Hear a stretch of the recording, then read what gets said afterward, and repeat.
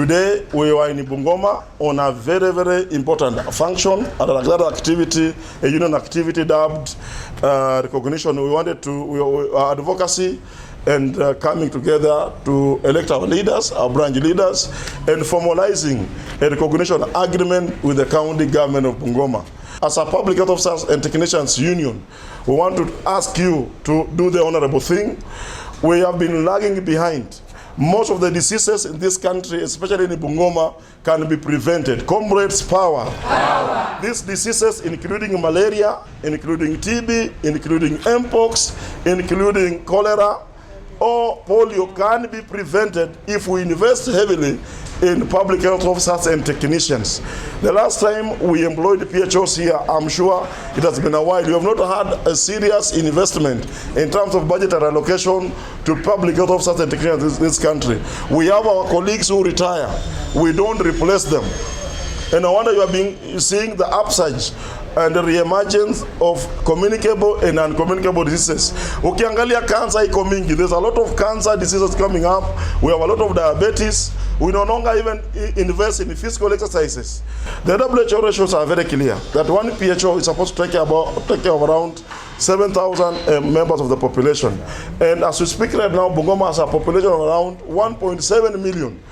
Against around 110 public health officers in this county.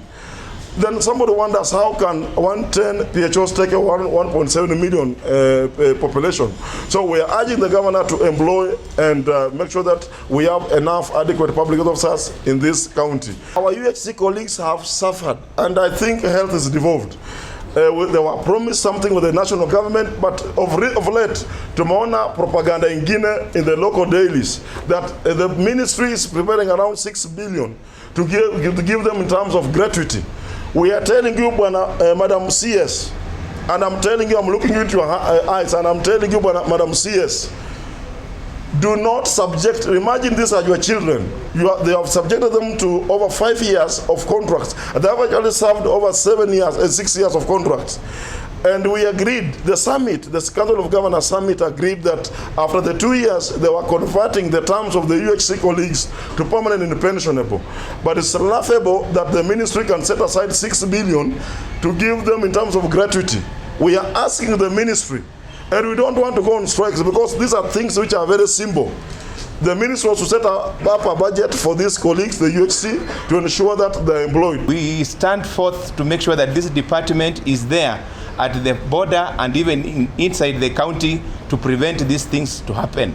We appreciate you. We appreciate the executive of this county, Madam Caroline, for organizing this department in prevention of polio and all these other preventable diseases like malaria.